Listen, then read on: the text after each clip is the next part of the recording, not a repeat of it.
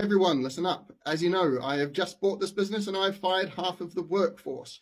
For those of you that remain, you will need to learn to become hardcore, working long hours at high intensity for the sake of this business. No, you didn't. I didn't what? You haven't fired anyone. You've just started a 30-day consultation process that's required by law. Now you will have to justify why those redundancies are required for the business and satisfy regulators that you are compensating those employees appropriately.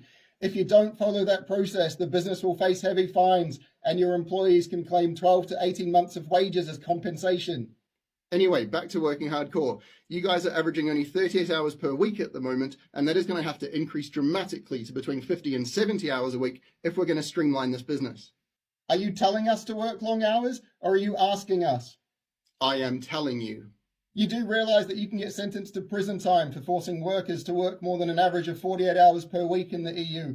So I'm going to assume you're asking us each individually to opt out of the European Workers Directive. So let's ask, who here wants to opt out of the European Workers Directive and agree to work more than 48 hours a week for phony start care? Get fucked, Space Carrot! Also, your time off work with paid time off and paid sick leave is averaging more than 2 months a year. That is unacceptable and will need to change. How do you propose to change that? In this country, by law, 30 paid days off a year is a legal minimum, and most of us have at least a week more than that.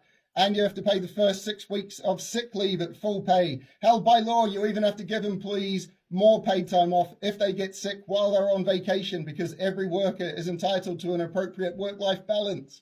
Somebody get me the legal team. You fired them all yesterday. Lucky for you, they're still in their 30-day consultation period, so they still work here.